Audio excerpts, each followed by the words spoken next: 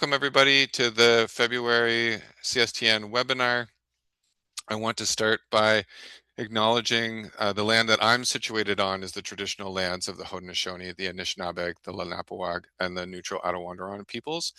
And I honor and respect the history, language, and culture of the diverse Indigenous people who call this territory home. And I'm always grateful to have this opportunity to do the work and live and play on this land. But I also want to recognize too that CSTN is a national network. So from coast to coast to coast, we acknowledge the ancestral territory of all Inuit, Métis, and First Nations people that call this land home.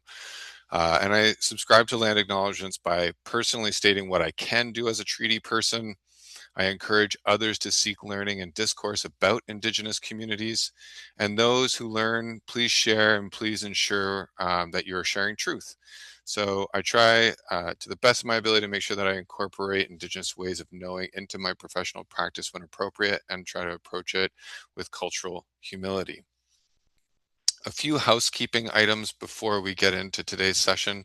One is that your computers are muted on your end just because we are a larger group. Helps keep down the background noise and any possible disruptions to the presentation.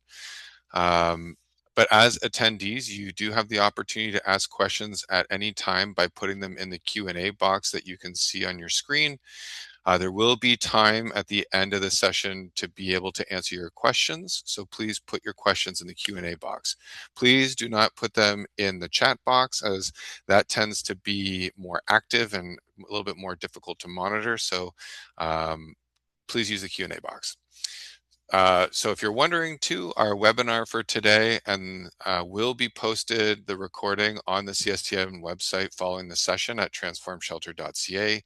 Usually it gets posted up about a week or so following the session, and I'll make sure to share the link to the recording in the follow-up email to everyone that registered for today's session so that you have easy access to that. Our time together today is 90 minutes max. I'm going to try really hard to stay within that time frame. The first 60 minutes is presentation. The last 30 minutes is for Q&A. And then we'll adjourn.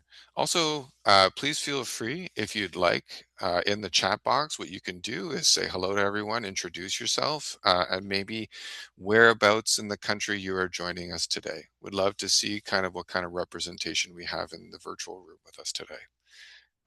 So for those of you who may be newer to CSTN, we are a growing network of shelter leaders and organizations across the country who share a mission that I think is simple but quite powerful. As a network, we aim to connect and support shelters that are committed to becoming housing focused and to being engines for ending homelessness in Canada. So we are doing that by building a national movement that helps shelters to do this work more intentionally through learning, peer connection, and shared advocacy. So at its heart, CSTN is really about equipping shelters to help people move forward faster with dignity and housing at the center of everything that we do as shelter operators. So a few different ways how CSTN can support the work of shelters. First is through things like today, through our webinars and different learning sessions. And many of them are led by shelters who are already on this journey. Or today we have someone who really is going to be able to present a framework that helps inform some work that shelters can be doing. Second, we offer a self-assessment tool that was developed by OrCode that is hosted on the website that can help you see where your organization is at becoming a housing-focused shelter and identify any potential areas of growth you may have. And third, we're creating more opportunities for peer learning and sharing. So today's session is just one example. We do also host recurring community of practices. And if you're wondering, we do also share lots of tools on our website that is either developed by CSTN or our partners, or by members within CSTN who are generous enough to share their resources with us, and we can host them on the website. So if you're looking to create something within your shelter, you don't always have to feel like you have to create it from scratch.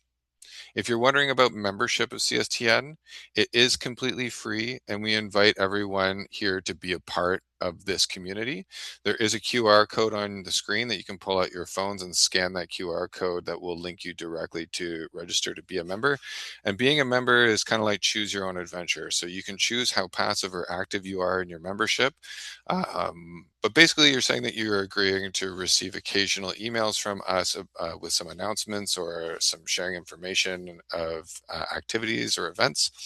But you can also be more active in the sense that you can do things like share resources or decide if you want to help lead a webinar session. Uh, Whatever it might be, you can reach out to CSTN and kind of let us know how you wish to be involved. You can find all of our stuff at our website at transformshelter.ca. There is a tab for resources that is kind of a big inventory of a bunch of different tools that can help you, policies, procedures, different forms on various topics. And then there's also the webinar tab, which has all of the recordings archived there for previous sessions. If you weren't able to attend live some of our previous sessions, but are interested in kind of knowing what they're all about.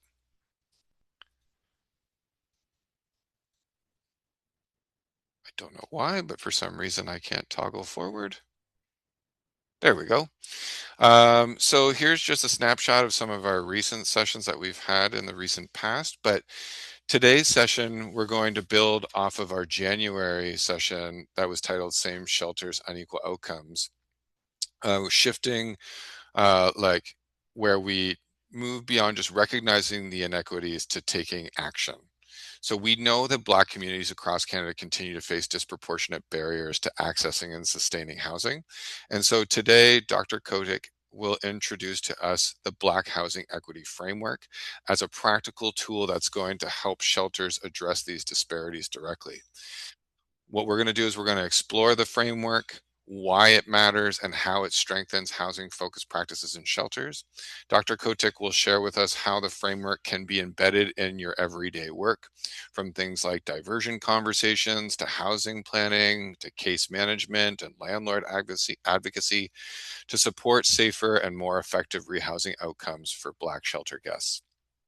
So here's just an outline for today. Our presentation will be next, that will be led by Dr. Cecile Kotick, who is an assistant professor from the University of Calgary. Then we will have questions from attendees, and then we'll have some closing remarks and wrap up for the day. So some of you may be wondering, if we are already working to be housing focused, why do we need strategies that are specific to Black guests? And I kind of already touched on that a little bit, but one of the things that I wanted to remind everybody is that housing focused shelter has very specific service orientation considerations that underpins our work. So even in a housing focused shelter, we need strategies specific to Black guests, because being housing focused is not only about moving people into housing quickly, it's also about removing the real barriers that stand in the way. So this means providing culturally appropriate and safe service. It means recognizing that anti-Black racism and discrimination in the rental market does exist and can create unique challenges that require our intentional advocacy, landlord engagement, and really help inform staff support. Secondly, it's about practicing person-centered care, which means shaping housing plans around each guest's lived experience, including how race may affect access to housing, uh, affect safety, and affect trust. So we can't ignore those factors, and thinking that in the name of treating everyone the same, because that's not truly culturally safe or person-centered. Strengthening rehousing pathways for Black guests really helps ensure that our housing-focused shelter approach leads to fair and lasting housing outcomes for everyone that we're working with. So to really lead us in today's session and around the framework, I'd like to welcome our guest speaker. So please welcome Dr. Marie Cecile Kotick. She is an award-winning social planner, housing practitioner, and design justice scholar with over 15 years of experience advancing equity in the public and nonprofit sectors. As a leader in community engaged research in spatial justice, her work confronts the systemic forces that produce racial inequities in the built environment, particularly for Black, Indigenous, and structurally marginalized communities. She is the founder and principal of Kotick Consulting and serves as assistant professor and design justice research chair at the University of Calgary School of Architecture, Planning, and Landscape Architecture. Her doctoral research, completed through the Doctor of Design program at SAPL, resulted in the creation of the Black Housing Equity Framework that she will review today, a first framework of its kind in Canada to address anti-Black racism in housing policy and design. So her work has earned her national and international recognition. This includes the Alberta Human Rights and Multiculturalism Doctoral Scholarship and has been featured in conferences and policy forums across Canada and Europe. And in 2025, she was honored by being featured among Avenue Calgary's visionaries for challenging spatial inequities and advancing design justice. Through her leadership in establishing the University of Design Justice, the UDesign Justice Initiative at the University of Calgary, Dr. Kotick is building a transdisciplinary hub that brings together scholars, community members, and practitioners to co-create equity-centered solutions for spatial, social, and systemic transformation. Her research and practice challenge dominant planning paradigms and offer new pathways for embracing justice into the heart of housing, design, and policy systems. So a big welcome to Dr. Kotick.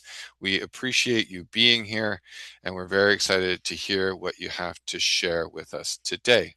And so with that, I will stop sharing my screen so that you can share yours with the audience. So welcome. Thank you. Thank you, Grant. It's such a pleasure to be here today. I should have given you a shorter version of my bio, but one thing that's not mentioned there is that I come from housing and homelessness sector. So I've spent a good chunk of my years working frontline as well as systems level. My last organization prior to moving to Calgary was End Homelessness Winnipeg.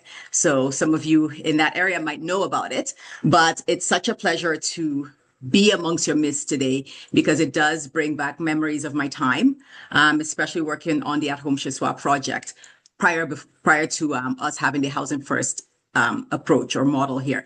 So this is a good reminder as to the great work that you guys all do and how much your services are needed.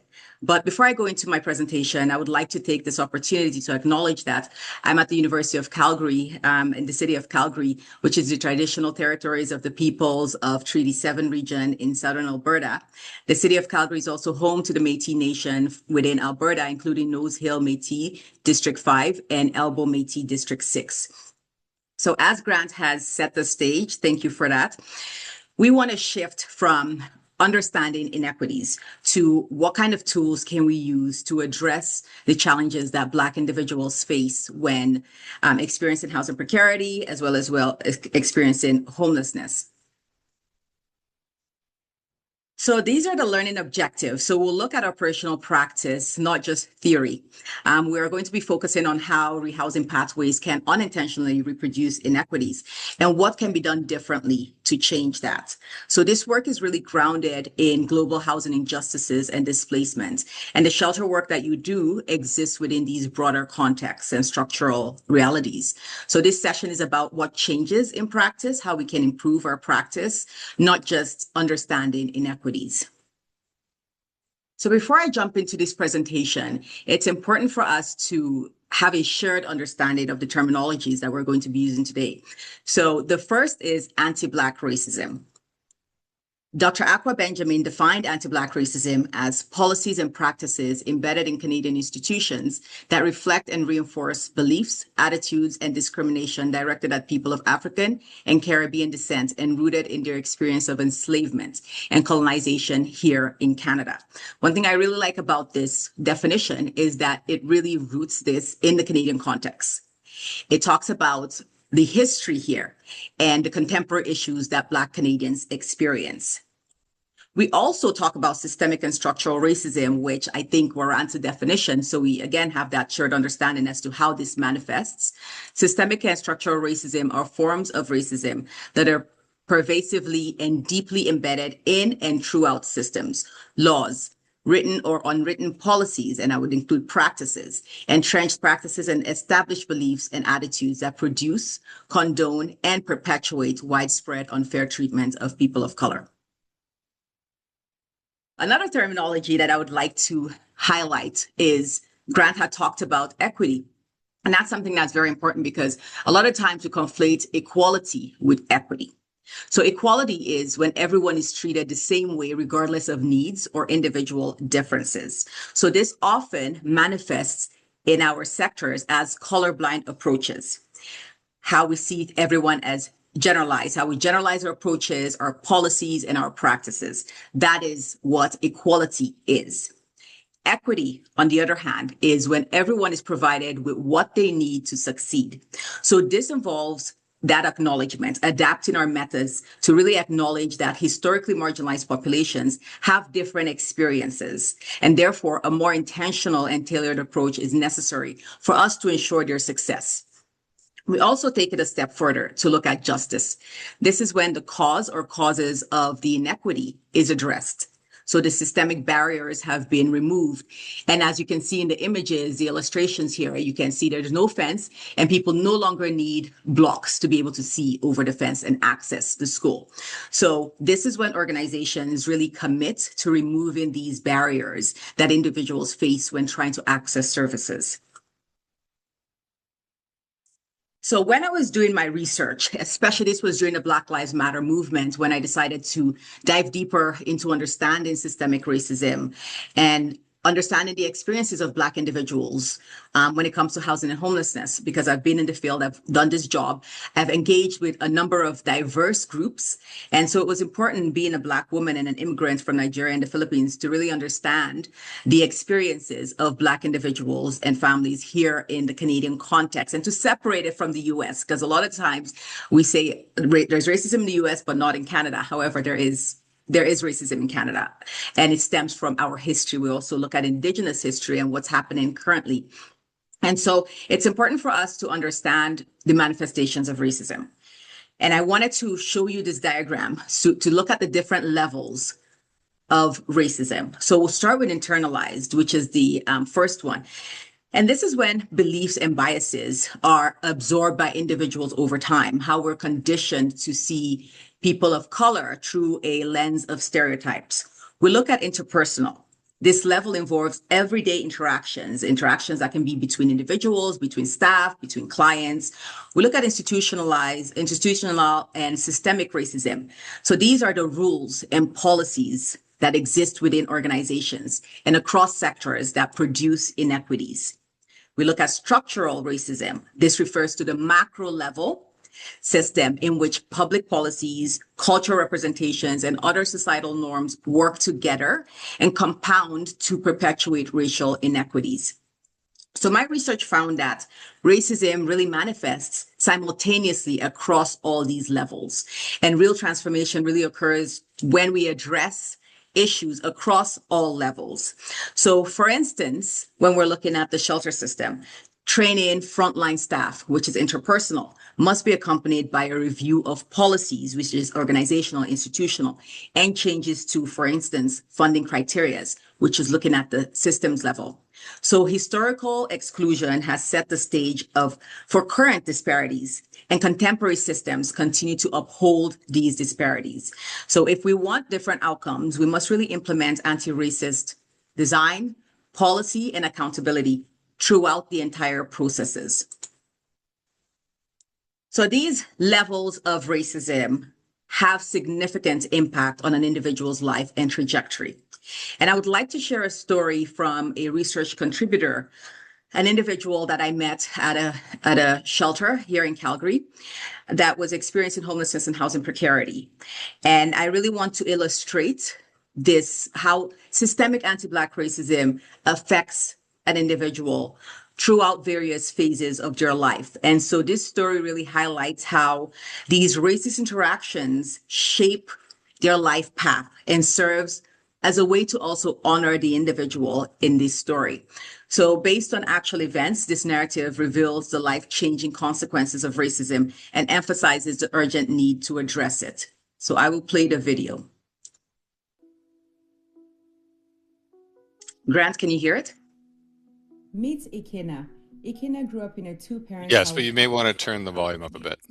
Oh, it's His max. mother took him off to kindergarten to start his schooling. Ikenna was in class with white and Asian children.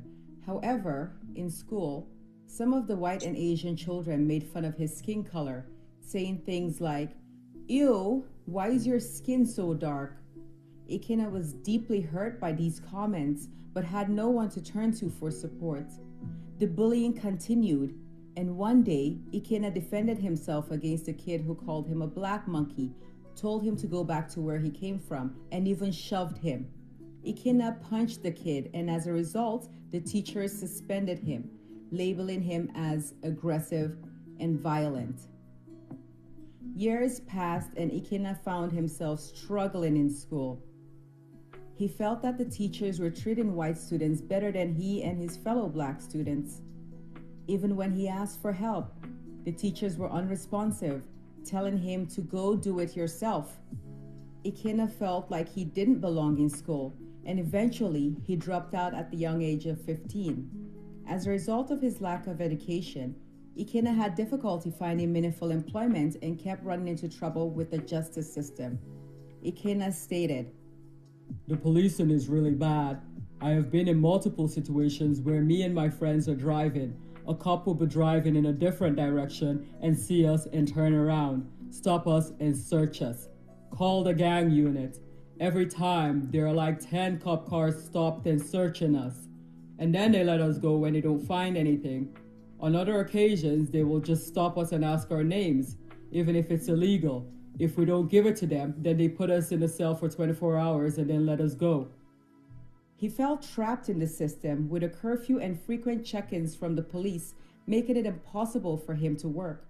Eventually, he lost his job and ended up homeless, leading to his arrest and imprisonment. Tragically, Ikenna died in jail at the age of 28. Unfortunately, Ikenna is an example of the school-to-prison pipeline. According to Bernard and Smith 2018, the school-to-prison pipeline has been used to refer to the disciplinary policies and patterns of socialization utilized within school settings to differentially target minority students, particularly African Canadian males, away from educational success and toward incarceration.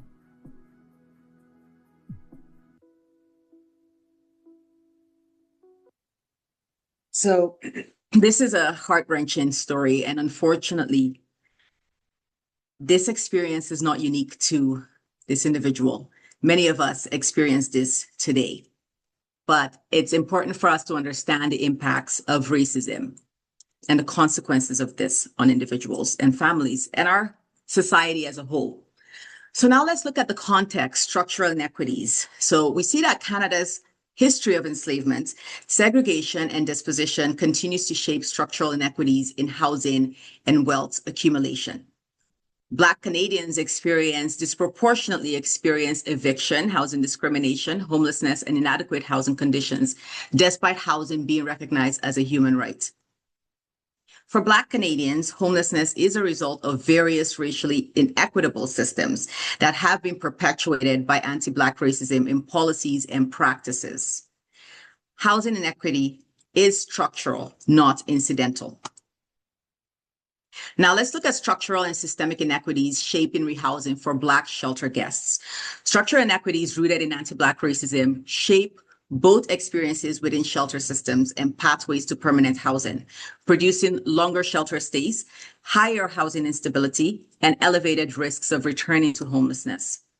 These inequities operate across various systems, such as housing markets, social services, employment systems, and the criminal legal system, as you've seen in the video, really creating a pathway and a tunnel that disproportionately keeps Black individuals in shelters. So let's move towards mapping inequities across rehousing pathways, looking at the shelter system. We're going to look at a process framing, which will go through intake, shelter, being in the shelter, and exit. So the first is intake and access. Bias assessment tools, such as the VI-SPDAT, some of you may be familiar with this tool, that deprioritizes Black individuals. And let me explain this and further elaborate on this. The concern is not that the VI-SPDAT was intentionally designed to disadvantage Black individuals, but that its structure, scoring logic, and implementation context can reproduce racial inequities already embedded in homelessness systems. The VI-SPDAT can unintentionally deprioritize Black individuals because it emphasizes documented crisis and chronic visible homelessness, while overlooking the structural vulnerabilities such as rental discrimination, hidden homelessness, and systemic racism. So let's look at an example here. Someone, for instance, a Black person, couch surfing after eviction due to landlord bias, or avoiding police and hospitals because of mistrust, may score lower than someone with frequent emergency system contact, despite facing significant housing barriers. So therefore, we need to shift from acuity-only prioritization to equity-informed prioritization. And you can compare the VI-SPDAT to other analytic tools, such as the HMIS, or actually NSQ, or the CET. We also see shelter environment and service delivery. We see over-policing, surveillance, and disproportionate disciplinary actions, experiences of racism from staff and residents affecting safety and dignity, limited culturally responsive and trauma-informed supports, underrepresentation of Black staff in leadership positions, as well as decision-making roles. We also look at housing transition barriers. So rental market discrimination and covert exclusion by landlords are things that Black individuals experience. We see criminal justice system overlap, restricting housing eligibility. We also look at intersectional disadvantages, where race, income, family status, disability, and so on and so forth can create these disadvantages that Black individuals experience depending on the identity groups that they fall into. We also notice bias within social housing application processes. We see structural economic constraints, where there's this racial wealth gaps limiting financial buffers and housing stability. There's also a higher likelihood of reoccurring homelessness due to accumulated barriers. So with this context in mind, we turn to a framework designed to move practice from neutrality to equity. So let me preface this and say that this isn't a one-size-fits-all model. It's also not a silver bullet that is going to eliminate anti-Black racism. However, it's a tool that we can use with intentions to address discriminatory policies and practices and improve equity outcomes for our Black guests. So, what is the Black Housing Equity Framework? It's a practice tool for anti-racist housing and planning decisions. So the Black Housing Equity Framework, short for BHEF, is a strategic approach to address systemic and institutional barriers Black communities face in the housing and homelessness sector. It's designed to support decision makers and practitioners through various phases, as well as providing operational questions and prompts that reshape decision-making towards more equitable policies and practices for and by Black communities. It supports planners, policymakers, housing practitioners to examine how our practice, how our policies, programs, funding can reproduce inequities. It also centers Black communities' lived and living experiences in decision-making and move from accidental equity to intentional, accountable action. So the booklet's explicit emphasis that the framework aims to make equity intentional rather than accidental is an ideal translation line for shelter audiences. So let's look at the guiding principles. At its core, at its foundation, the BHEF is anchored in 10 principles, each one rooted in our history, resilience, and worldviews of Black communities. And so this is at the heart of our framework. And it's also the recognition that although we have these guiding principles, we have to recognize that Black communities are not monolithic. We're not a homogeneous community, but we have shared values and principles. So some of these principles are understanding Black history. There's a long history here in Canada dating all the way back to the 1600s with slavery. We have to understand how those racist ideologies continue to shape the experiences of Black Canadians. We also have to address anti-Black racism. We have to approach things with a human rights approach, understanding that discrimination and racism is a violation of our human rights. We also have to lead with love. We have to center our practice with love, with empathy, compassion, and understanding. We have to center Black perspectives. We talk about lived and living experiences. We really have to center this and understand what that really means for Black individuals. We have to use a trauma-informed approach, incorporating culturally appropriate trauma-informed approaches to address the impacts of racial trauma. It's also important to look at things from an intersectional approach, strength-based approach, as well as accountability. And also very important is collecting disaggregated race-based data. That way we can have a better understanding of the experiences of Black individuals in our shelter system and how better to support them and how we can inform policies and programs. Before moving forward, a lot of the times we talk about intersectionality. And even with my students, I teach them on intersectionality and how based on your identity, the groups that you fall into, as you can see in the wheel of intersectionality, you would have varying experiences. So intersectionality recognizes that individuals can face discrimination based on multiple aspects of their identity, such as race, gender, sexual orientation, immigration status, and so on and so forth. So it highlights the importance of understanding these intersections and how different systems of oppression can really impact individuals in distinct ways. So for instance, as a Black woman, I may experience discrimination, not only due to my gender, but also because of my race. So the BHEF acknowledges that Black experiences can vary on an individual's identity and their position within this framework of intersectionality. Therefore, it reinforces the importance of individualized approaches and not a one-size-fits-all approach to service and support. The Black Housing Equity Framework is a decision-making tool that helps organizations translate equity commitments into actionable plans that impact policy, funding, programs, and housing outcomes. The framework consists of 3 interconnected phases. The first is co-design, which has different steps. Planners, users of this framework engage in self-reflection. They clarify their purpose. They build partnerships and gather community-informed knowledge to collaboratively define problems. The second is co-implement. So this phase prioritizes accountability to Black communities, moving from planning to action with alternatives that avoid top-down approaches.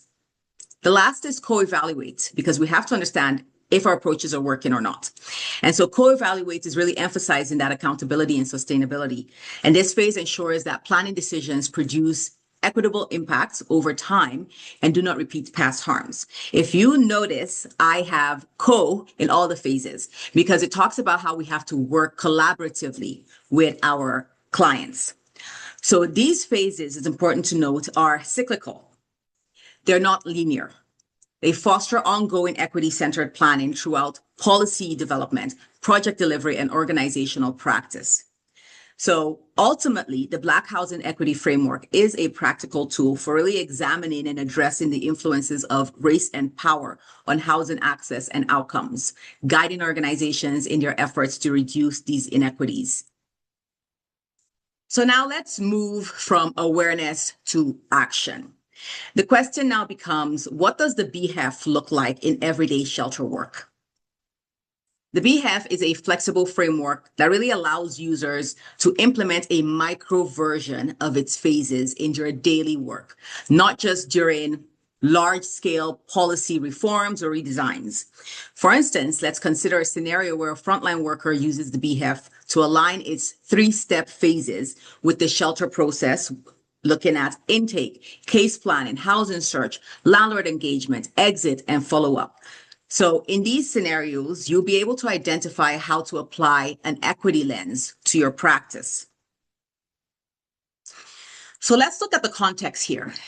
The setting is an urban emergency shelter serving diverse populations experiencing homelessness. The worker is Jasmine. She's a frontline shelter support worker. The client is Malik. Malik is a Black man in his early 30s, recently displaced after eviction, experiencing employment instability and distrust of institutions due to past discrimination in housing and social services. We're looking at the traditional shelter intake assessment. So this illustration follows Malik's journey through the shelter system, capturing moments that are common but often invisible in everyday practice. So each panel that we're going to go through highlights how policies, practices, and structural inequities can shape their rehousing experience. So in this panel, Malik explains he lost his job and was evicted, a pathway that reflects broader structural inequities, such as labor precarity, wage inequities, rising rents, and limited safety nets. So at intake, staff are collecting information, but this moment also reveals how crisis narratives must be translated into assessment language to access support. So the practice insight here is intake is not neutral. I tell my students, planning is not neutral. How questions are asked determines what vulnerabilities are recognized. So now we move over to this. This illustration highlights policy gatekeeping. So during intake, the worker administers a standardized assessment tool to determine eligibility and prioritization for housing supports. Malik is told that's just the policy, illustrating how standardized rules can override contextual understanding of structural barriers. So this highlights the tension between procedural compliance and equity responsive decision-making. The practice insight is that policies can function as structural gatekeepers when flexibility and advocacy are absent. The intake interaction prioritizes documenting immediate crisis and scoring measurable risk factors such as mental health history, substance use, hospitalizations, length of homelessness. Experiences such as couch surfing and repeated rental denials are not fully captured because they're not scored indicators. So Malik receives a moderate vulnerability score and is placed on a general wait list with notes emphasizing crisis events rather than structural barriers like discrimination or labor precarity. Placement decisions are framed as policy-driven and objective, leaving Malik with limited housing options and no advocacy support. Malik expresses frustration that nothing changes. So this is when the outcome of this assessment is service, fatigue, and mistrust. He reflects on the cumulative experiences of discrimination, long wait lists, and ineffective referrals. So this moment really captures how inequities generate service fatigue and reduce trust in systems meant to help. The key message here is that repeated system navigation produces emotional exhaustion and disengagement. The practice insight is that emotional labor and relational trust are critical determinants of successful rehousing. So let's look at applying the Black Housing Equity Framework. So the next slide, we will look at how to apply the BHEF into these processes. And the first phase is the co-design phase. And some of the steps that we have to take in this phase is really looking at self-reflection, looking at the biases and prejudices that we may hold because we've been conditioned to see people of color through a lens of stereotypes. And a lot of the times we're not even aware of this. We also recognize racism as a housing determinant. We ask equity-framed questions. We document structural barriers alongside needs, and we co-design housing and support pathways with clients. So in this first step, self-reflection, this slide represents the pause before intake, a critical but often invisible step in practice. Rather than moving immediately into assessment and scoring, Jasmine engages in intentional self-reflection. So this reflects the BHEF's shift from transactional intake to relational engagement. Why is this important? It's important because, as I've already stated, Intake is never neutral. Workers bring assumptions, institutional pressures, and policy constraints that can shape our decisions and the outcomes. Without reflection, these factors can unintentionally reproduce inequities for Black shelter guests. So some of the key reflection areas that we can focus on is implicit bias, institutional policy awareness. So Jasmine reflects on how documentation requirements, prioritization rules, or program eligibility criteria may create structural barriers. We also look at that power imbalance and the power dynamic that exists. Intake positions the worker as a gatekeeper most times. And BHEF requires awareness of this power dynamic and intentional power sharing. We look at trauma-informed and culturally responsive engagement, where Jasmine prepares to engage Malik in a way that recognizes experiences of racism, discrimination, and systemic mistrust. So why is this important? It's important because self-reflection changes our approach. Questions asked, information captured, documentation framing, prioritization decisions, advocacy actions, and the BHEF, the equity outcomes begin before the first question is asked. So the BHEF informed practice is that screening approach adapts intake so that the first question is not, do you meet the criteria? But what barriers, including racism and discrimination, shape what options are safe and realistic today? So we want to move from this to this. So these scenarios illustrate how a seemingly routine interaction can either reproduce inequity or disrupt it. So this leads us to the practice shift and its implications. So the second panel here is looking at how do we identify their goals, information gathering, and trust building. So with purpose and goal clarification and trust building, Jasmine explains the purpose of intake differently and explicitly reframes the intake purpose through conversation. Instead of saying, I need to complete this assessment or we need to go through this assessment, she engages Malik in conversations such as this conversation is about understanding what has made housing difficult and what supports will help us move forward together. So Malik begins sharing experiences of rental discrimination and hidden homelessness that he previously did not disclose in assessments. So the practice shift is that compliance-driven intake can lead to transparent relational framing and understanding. So it captures the transparency and collaborative framing rather than procedural workflow. The impact is that it reduces defensiveness because Jasmine is able to create that interaction and build that trust with the Black guest. It also builds psychological safety where the individual feels that Jasmine understands their situation, and it encourages disclosure of structural barriers. So they're be able to open up more and talk about the challenges that they're experiencing and how that overlaps with their race. So we look at structural vulnerability assessment. Jasmine supplements the standardized tools with equity-informed questions, such as experiences of landlord discrimination, to give her more of a sense of what types of landlords she can refer him to and what types of landlords she should be avoiding. She also looks at hidden homelessness, because a lot of times in our culture, we take in each other. So that could be hidden homelessness where that is not something that is visible. We also look at income precarity from unstable employment and safety concerns in shelter spaces due to racism and discrimination. She documents barriers as system-produced constraints, not individual deficits. So the practice shift here is that individual risk scoring can lead to structural vulnerability mapping. And the impact is that it captures these inequities invisible to some of the tools that we use for scoring. It also strengthens prioritization rationale and produces advocacy-ready documentation. So we move to the second phase, which is co-implement. So rather than creating a plan independently, Jasmine asks Malik, what feels realistic and safe for you right now? Together, they co-design and co-implement next steps. They target landlord outreach strategy. They identify flexible financial supports, referrals to Black-led housing support organization, and culturally appropriate organizations. They also identify and come up with a safety plan within the shelter.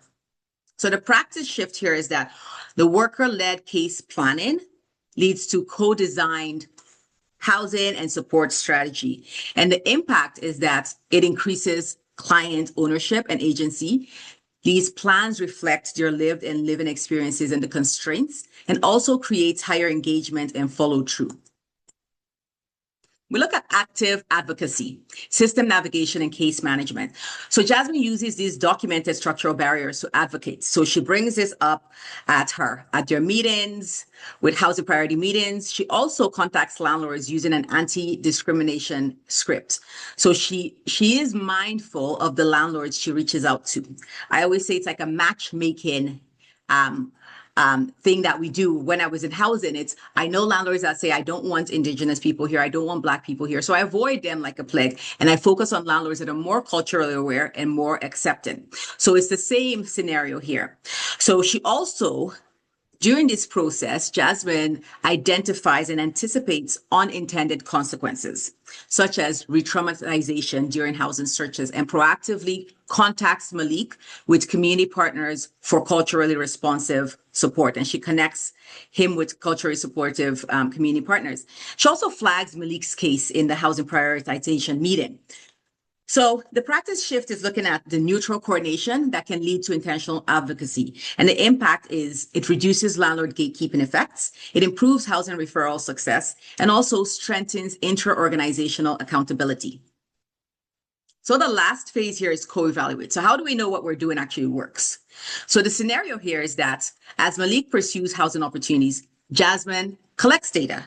So she tracks denial patterns, safety concerns, resource gaps, emotional stress related to discrimination, and adjustments are made to their plan proactively rather than waiting for crisis escalation.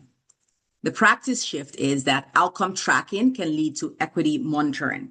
And the impact is that it prevents silent system failure, supports early intervention, and improves housing stability likelihood.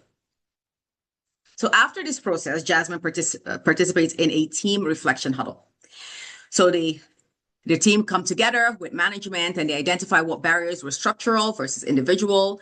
Did policies create unintended outcomes or inequities? What advocacy strategies worked and what didn't work? What data should inform program change? For instance, tracking time to housing by race, track diversion outcomes, review discharge reasons, audit referrals, audit policies and programs.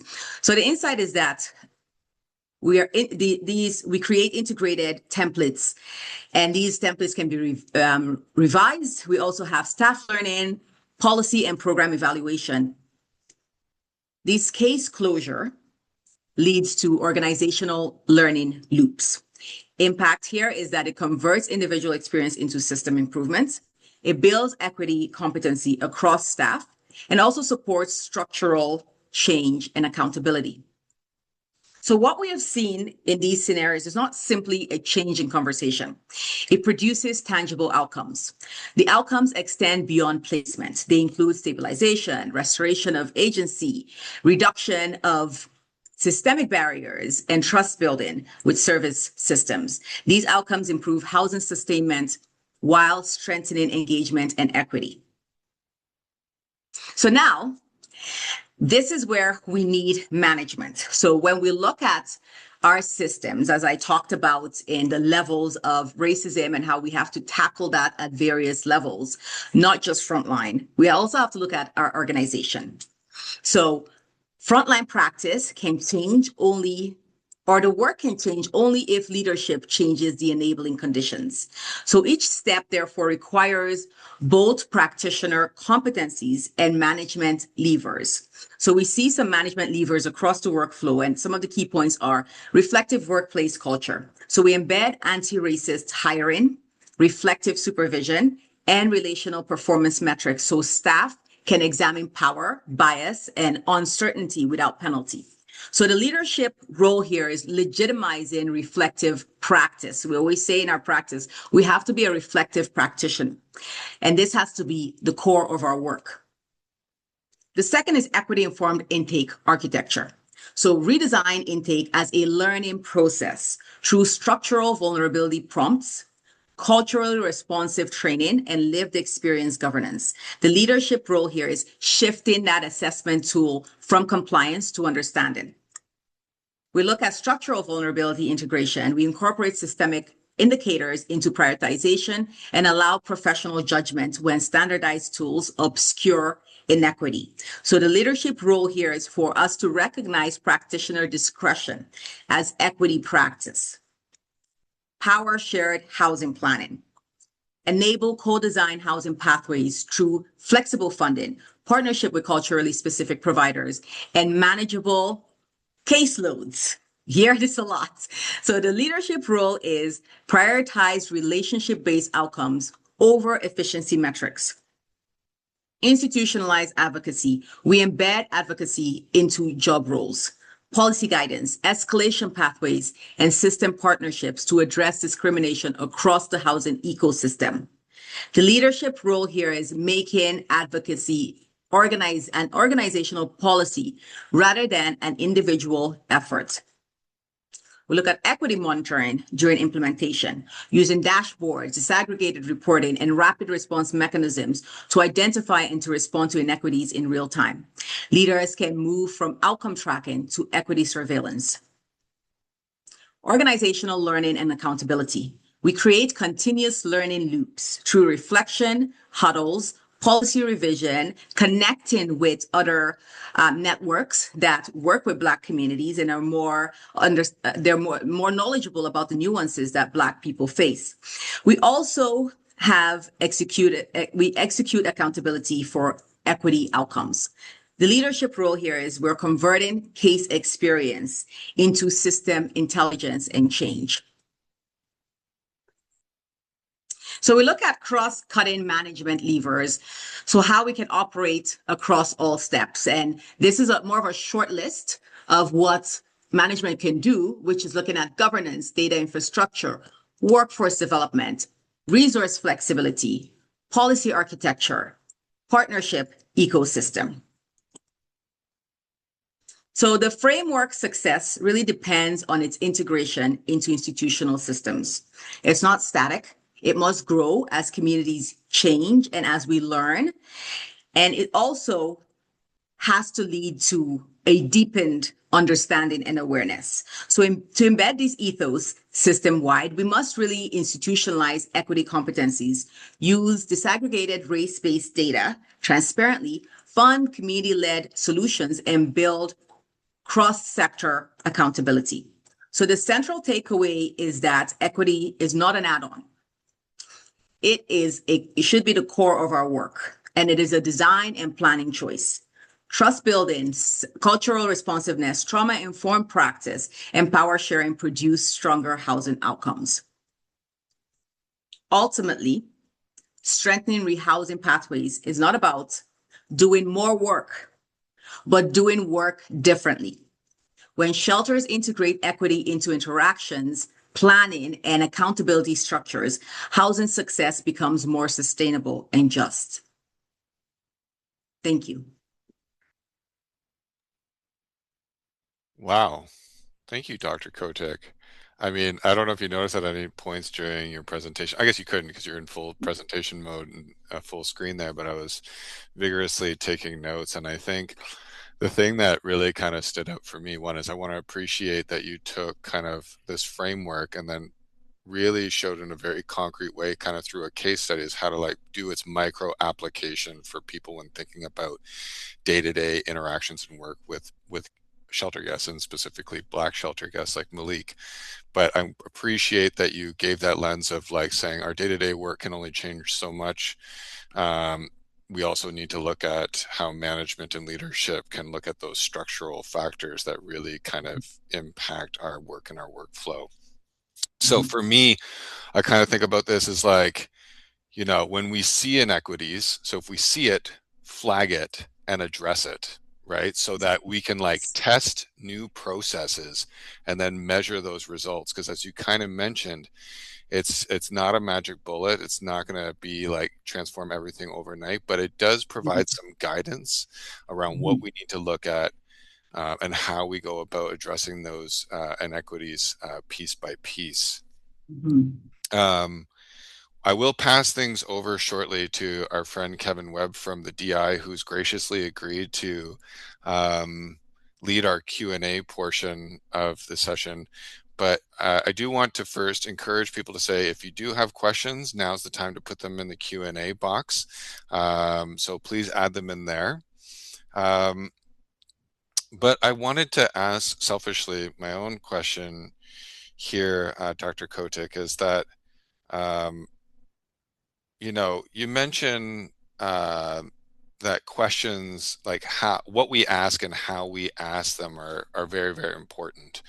And you even referenced a certain like triage and assessment tools that may have unintentionally created situations of inequity because certain triage and assessment tools may ask questions that over rely on like service contacts, right, as the way of kind of measures like acuity or vulnerability. And as you mentioned, kind of this may create inequities for Black shelter guests because they may avoid service contact due to discrimination or historical mistreatment in certain spaces. So I guess my question is, what would be some like very specific questions that you would suggest that could be included in some of these triage and assessment tools that would more effectively provide kind of those insights around vulnerability and acuity in a more equitable way?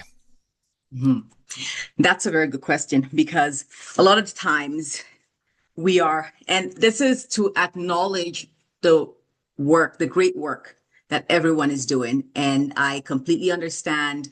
A lot of times we're very overwhelmed with what we're doing. There's lack of resources.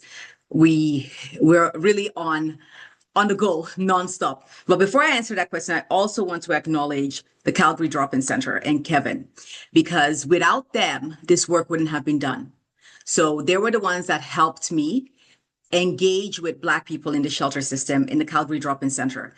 And they were very committed to this work and provided a lot of assistance and help with making this work what it is. So I really want to acknowledge the Calgary Drop-In Center and Kevin for their input and their commitment to this work. One thing that I've learned when in assessment, especially when I have clients, is really storytelling. Having a conversation, just having a conversation, learning who they are, understanding what challenges they're facing.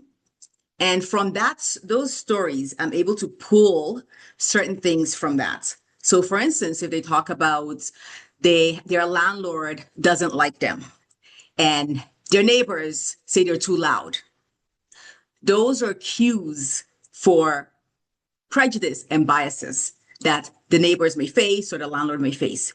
So for us to be able to get to that point, we really have to educate ourselves on the experiences of Black people, learn more about systemic racism and how it manifests, and confront those biases. So one thing I would say is honestly, just being, I always say person to person, human to human, having a conversation, understanding what the challenges are, and then using that information to inform my approach. I'm not sure if that answered exactly what you were saying. Well, no, that's helpful, and I think like it's kind of, I have to acknowledge is that there isn't some magic bullet question that's going to be able to like magically change our triage and assessments that will just make everything completely equitable. I've heard from some communities where they've integrated, at least in their triage, as like a non-scoring question, is at least something like, have you ever not accessed services for fear of discrimination based on race, gender, those types of things, right? And so then it creates a flag within the HMIS system to say this person might be suitable to be prioritized based on vulnerability linked to discrimination. So it at least creates a prompt by at least asking that question for prioritization. Exactly. And that's great to hear that it's happening, right? And then a step further to that is when it creates that prompt, it should help us shape the service and supports that we put together for this individual. Mhm. Because like I said, we were talking about this, Grant and Kevin, about landlords and the discrimination that exists, the housing discrimination that exists. And it's a reality. I experienced it when I was working in the field. I experienced it as an individual looking for housing where landlords say, we don't want your kind here. So it's also, when we see those prompts, is also a cue for us to identify more suitable landlords, more suitable organizations that could better support them, and more suitable pathways. So it's, how do we now use that prompt to inform the approaches that we take with the client? Yeah, that's great. So I've selfishly taken up a few minutes. I'm just going to give one last comment and I'll pass it over to Kat. I really appreciated the piece where it's like you really emphasize the piece around like ask questions that create opportunity for shelter guests such as Malik to share insights, right? So ask more exploratory questions so that it gives us insights to do better and more effective like case planning and work with them. And the example that I always give is like in the past when I worked with a certain client where it's like people keep talking about my mental illness and keep trying to refer me to CMHA, and they're great, but that's not how I create mental wellness for myself. My mental Yes. health plan is to like spend time every day with my dog and my friend. Quit referring me to CMHA. That's fine for other Mhm. people. So, but we wouldn't get Yes, that insight if we didn't open that invitation for that person to share in that way, right? And so I'm glad that so much exactly. of what you shared about with the experience of Malik was open-ended questions to do that discovery that's led by his insights. Yes, absolutely. And that's very important. When I was doing my research, I, before conducting the research, I volunteered. I wanted for folks to get to know me before diving into the research work. And when we identified folks that would engage with me, some of the comments were, I have never been engaged. I've been here for 20 years. I've been in and out of shelter. I've been chronically homeless. I've been in and out of shelters for 20 years, and no one has really sat with me to understand why. And then I said, well, why? Why is that? They talked about the lack of culturally appropriate services, how the landlord didn't understand social isolation, and how Black people feel about that and what social isolation means for us. So we might have a house or a home, but we still feel disconnected from our community. We still feel that we are not accepted here. I just saw a message here on the chat from Liz that talked about how people complain about the meals. Yes, I'm also familiar with that. It has happened to me when I was renting. But and that's something that happens, right? But it's, how do we better support the client? How do we also educate the landlord as Yeah, well? yeah. Okay, so with that, I'm going to pass it over to our friend Kevin to kind of lead our Q&A session. Kevin. Thanks, Grant. Thanks, Dr. Kolek. This is incredible information. I just, I have to say, I love this presentation. I love the work that you've done. I think your time working frontline to going into research, you've been able to take research to a point and a presentation that has very solid things that we can all take away and move and do from. One of the things with the Shelter Transformation Network and the Housing Focus Shelter is that, it's really framed in trauma-informed care and person-centered care. And that was just so evident throughout the entire presentation. Grant, you completely stole my question on equity framed questions. Um, I'm a big those catchphrases, and there's things that just stood out to me is like, that need to lead with love, right? And that person-centered approach, and like you talked about, just getting to know people. And then the other one was that system intelligence, right? That system-wide intelligence is something that I think we need to lean into more. So I have questions, but I'm going to jump into the couple that have been posted in the Q&A, and please, everyone else, put anything in there that comes up. But the first one is, does Dr. Kolek have advice for how to build supports within organizations and leadership/funders to value and prioritize relationship outcomes rather than overemphasize on efficiency measures? It's a very good question. It's a very good question. I think it's relationship building and culture shift. And that's something that we struggle with a lot of the times because of the environment we work within and the urgency of everything. We always have to prove that we have solutions for everything, and this is working and that is working. And sometimes we lose the human aspect of it. And I would use my position here as a professor. Sometimes I get students calling in sick, for instance, or saying, I can't come. And usually we would say, okay, no, we'll just mark you as absent and that would impact your grades. However, the human response to that is, why is that? Why aren't you coming to class? Maybe I should reach out to you and be intentional and sit with you and say, hey, I understand that you've been having challenges coming to class. Can you please explain why?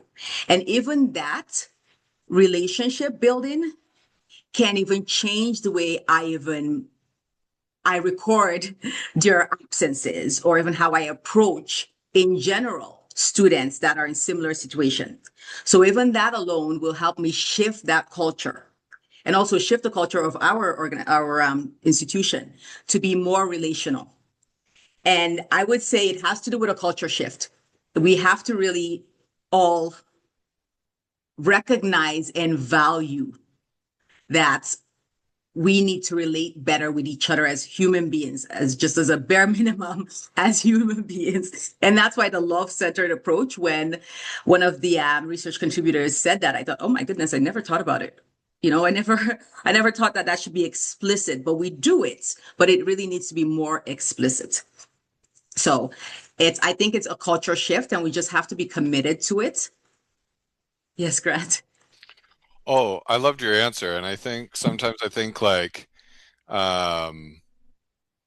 how do we measure that? I really like the DI is a great example of a shelter that does this, and other organizations do this as well, is like feedback looping from their shelter guests and encouraging leaders and funders within shelters to really support and believe in the value of kind of gathering information from shelter guests that really kind of ask them questions related to perceptions of care.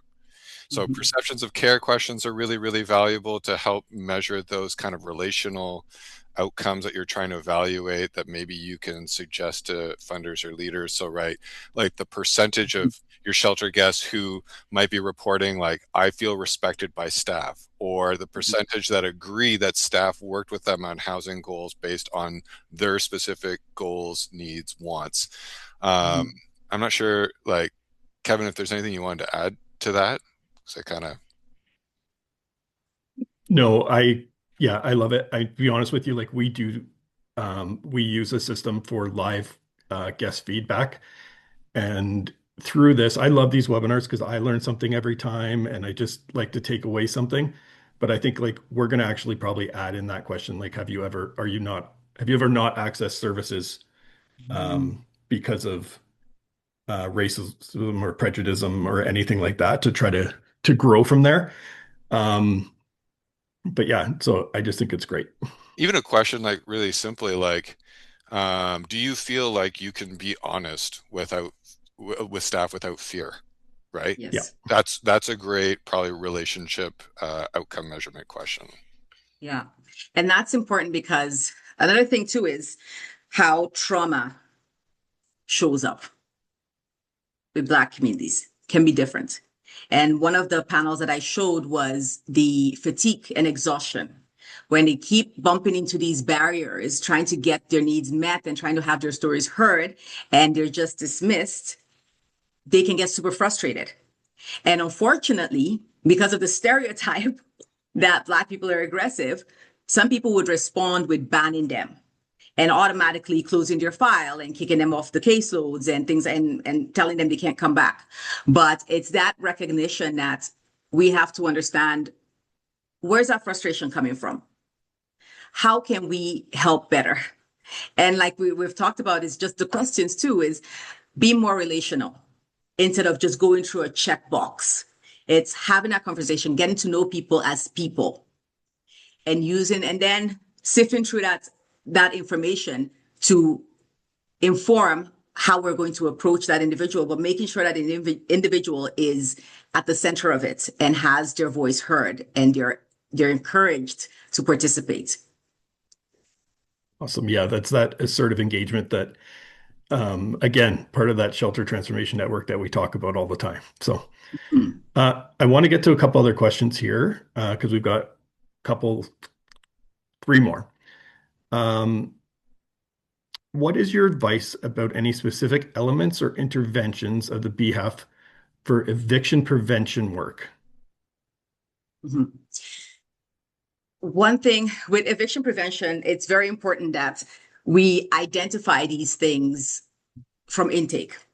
So a lot of the times when I think back to prevention, it's what are the skills that the individuals need in order for them to be successful? How can I either provide it to them or connect them with supports and services? How can I build relationships with the landlord and match them with a landlord that's more supportive, culturally aware, more sensitive, and also looking at how do I be more proactive? We talked about how as you're planning and as Malik and Jasmine are implementing these plans, Jasmine also identifies some unintended consequences and she makes adaptations before it escalates. So it's really watching to see, for instance, I remember some clients, are they not showing up to their meetings? What is happening? Did they get off their meds? Actively going to your unit and saying, hey, what is happening? How can I support you? What would you need? Really being proactive and mitigating that before it escalates. So with prevention, I would say being intentional, providing the skills and supports, making sure that they're connected, you're following up after housing, and you're also building those relationships with the landlords. Awesome. Um, I know one thing that you and I talked about a while ago was also that piece around collaboration, right? That we can't do it all on our own. You talked about it in your presentation. So, um, what are some things with the collaboration that can help with the prevention? Mhm. That's a good question. When I was in that role, what I did was I made it a point to build intentional relationships with landlords. And I also created resources for the landlords to also educate them and raise that level of awareness. So I also gave the landlords tools as to how they can manage some things that come up. Understanding that not all landlords have the time for this, but there are some landlords that actually want to help and support the clients. So I developed resources to help the landlords. I also proactively engage with the landlords, where if the landlords were experiencing, in some cases, where the landlords experience maybe the client isn't coming out as often as they used to from their units, then the landlord calls me and tells me about it. And I actively go up there and I meet with the tenant and the client and I have conversations with them. But that really shows that partnership with the service organization, with the landlord, with the client, as well as forming other networks that can help provide better supports. If I don't have those skills or I don't have those resources, I look for where else can do that. Awesome. So this completely leads into the next question. This is in the chat, but I live here in Nova Scotia and Mm. I'm a housing worker for a Black nonprofit. Here in Nova Scotia, we have 50 historical Black communities, so it's very natural for me to work with Black Nova Scotians because we have programs and other things such as housing just for Black people. But I find it hard sometimes to work with Black immigrants because there is not a sense of community here sometimes for them. Do you have any tips so I'm able to support the Black immigrants more? Mhm. First, create safe spaces, create programs for them where they can come, for instance, where maybe you have a space in your office and you can have programming, group programmings where you bring people together and they get to interact with each other. They get to form those relationships. They get to meet each other. I think creating that space and encouraging it is important. And I am familiar with Nova Scotia and the Black communities because I've worked with Hogan's Alley and also been in Africville and engaged with former residents of Africville. So I understand where you're coming from and with And unfortunately, this is something that I also have heard about. There's also that discrimination that can exist between maybe people that have been here longer or have been here since there are descendants from the slavery times and new immigrants. There can be that friction. However, when we're looking at the new immigrants, it's important for us to create that safe space. And a lot of times we're so busy doing a lot of things, working, taking care of family with certain obligations that we don't have the time to make those connections. So being intentional, providing space, providing programming, actively encouraging people to come out and engage with each other. That could be a tip. But there's not one size for everything. Another thing is actually talking to these folks, asking them, what would you like to see? What would work for you? You can get a lot of information from engaging them. Thank you. Yeah. Okay, one more here. How do we balance having Black programs or housing for Black communities when it's self-identified and concerns that people will just say, I'm Black to be eligible? I mean, sorry, there's that visual cue. I mean, even if people say I'm Black to be eligible, you would. So are you saying, is it that there's certain programs and then there are other folks that want to get into those programs or access those services, and to do that, they identify as Black when they're not? I don't know if Margaret can elaborate on that. We'll give Margaret a second here to type.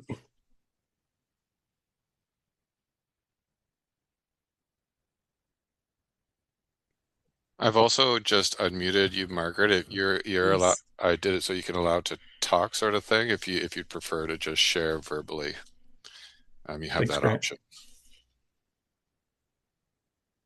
I think I did anyways. There's two Margaret Artisans. Let me Yeah, I just see Margaret Arneson. put Okay. both. Okay, can you hear me now? Yes. We can hear you. Okay, sorry. So what I'm saying is, I just put that is that, for example, with some of the indigenous programs that were particularly for housing for indigenous, what they found was people, even indigenous housing, that just required declaration, would just say I'm indigenous. And they would literally be people that were immigrants that, came from, let's say, an African country, for example, and they'd be like, there's no way you can't say I'm not indigenous. So one of the things that they've started to do as an example is to ask people to produce status cards or ban things. But as you said, I mean, you can look at somebody, that's one way, but respectfully, I think the reason I'm asking is kind of like that balance as we're looking at we're in Toronto, sorry, and I'm from the eviction prevention program in Toronto, but just overall, we start talking about, whether it's a housing program that's particularly for Black people, whether it's a different thing, how do we kind of respectfully ask those questions without just saying you don't look, because as we know, exactly. the shades of our community are very diverse. So I don't know if you have a big answer, but that's kind of my question is, how do we respectfully kind of navigate that without kind of saying you don't, quote unquote, you don't look Black. You look Black, right? Yeah. And that's a good question, because it also, there's no one way to answer this. But I think it's also hopefully trust in folks. But when you see that in an application and when you're engaging with someone, maybe you can unpack that more and say, this is what we mean by Black in the Canadian context. So it can be people from African countries that are Black presenting or visibly Black. It can be people from the States. But I think it's just having a conversation with them and letting them know this is a context in which we mean this by. So similar to the indigenous thing, it's for an African person coming in there and saying, oh, I'm Black. Maybe in your country in Africa, probably you're an indigenous person. But coming here, this is what we mean when we talk about indigenous or First Nation within the Canadian context. Can I just add to, like, I really appreciate that question because it does come up quite a bit. I think it's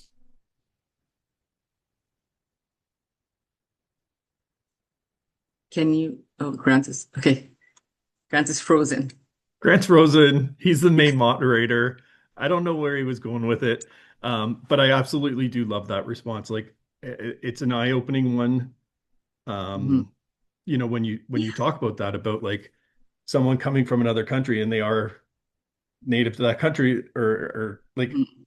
never would have thought of it that way. So amazing way to try to navigate those questions. So just with time, and we'll figure out what Grant's doing, but I love his little frozen pitcher.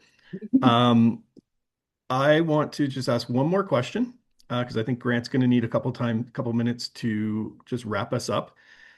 But if a shelter or a program, because I know we have a mix here, wanted to take one bold equity forward action in the next 6 months to disrupt the racial disparities in housing exits, where would you say they start? First, engaging with the folks there. It's talking to, if it's a shelter, talking to the shelter guests, understanding their experiences, learning what the challenges are, bringing them into that space and learning firsthand from them, as well as the staff that are Black, and having an open and honest conversation. You might get responses that will not sit very well. It might seem personal, but it's important that we look at it as something that creates insight and gives us insight as to your unique circumstances and what's happening. The first for me is just engaging, just like the core of BHEF is that we are forming and creating those partnerships with the communities. We're planning with the communities, not for the communities. We're learning from the communities. We're engaging with the communities. So it's bringing them, creating a safe space, bringing them in and having those conversations.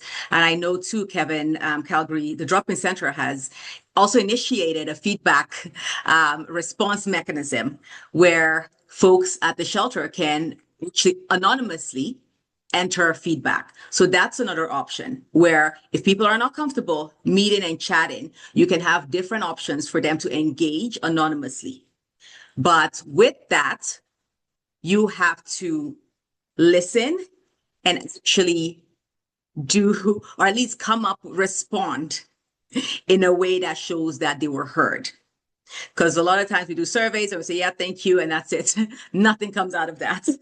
So it's really showing them that we're proactive, we're committed to this change, and also training, having someone training our staff, also auditing our policies, our practices, our programs, the tools that we use to see if there is an equity and justice lens and how our policies and even practices can be maybe unintentionally creating inequities. So the same thing with the policies, right? I remember when I was working in the field, it's like, this is the policy. It's pretty rigid, I understand, but unfortunately it's a policy. It's how do we change that? Because we can revise it. With input and with feedback, we should be able to revise things. And something that came to mind with Margaret's comment was, why do people want to be in these programs when they're not from those groups? It might be because they think that they need those types of services and they're not getting it somewhere else. So that's also an opportunity to ask them, why is that happening? Is there something that you're missing? Is there a service or support that you would like that we're not providing to you? So it's also an opportunity to learn from their perspective as to why they're doing that and maybe what is lacking in some of the supports and services or programs that we're offering to them. Hi, Grant. Good to have you Awesome. back. Hey, yeah, Yeah, sorry welcome back, about. Grant. I'm just glad that only like I got disconnected on my end because of a Wi-Fi issue, and not everybody got booted out. Oh, no. Definitely, uh, Okay, you're back. this isn't a reflection of how great their service is. Yeah, you sound like a robot now, Grant. Um, Oh no. Okay. okay. Yeah, Dr. Kolick, thank you for that. Like, I know it's something that I always keep front and center, is like the whole saying of like, find the people and build a program. Don't build a program and try to find the people. Yes. So yeah, thank you for that. Um, we only have a couple minutes left. There is one more question that popped up here. I think you may have answered it, but I wanted to give it a chance. It's how do we embed peer support better, community supporting community without creating a power dynamic division? How can we elevate peer voices more as well as people with lived experience? It's a very good question. That's a very that's a very good question. Let me just read it again. How do we embed peer support better? Community supporting community without what I do is, especially when I'm engaging, and sometimes I have these lived experience circles or committees and things like that, is I also watch for who's speaking more, who is running the show, and who's not speaking. And so I moderate that and facilitate that to be more intentional in saying, I would love to hear from you. Your opinion matters. Can you please tell us what your thoughts are when you're comfortable, or things like that? But also making sure that I'm watching for those power imbalances, and I'm actually working to eliminate that, or at least flatten it. But it's not something that it happens all the time. And even within our communities, there's also this hierarchy, right? Where seniors are at the top and we have respect for them. And so they speak, we want them to speak more because they have the knowledge and all of those things. And then the youth at the bottom, where the youth may not have a voice to speak on certain things, but it's changing that and ensuring that everyone has a voice and all their voices are valued and valid. But it's one way that I do it, is just facilitating and moderating to make sure that everyone speaks. And if that doesn't work, then I'm creating other avenues for people to engage and build these relationships.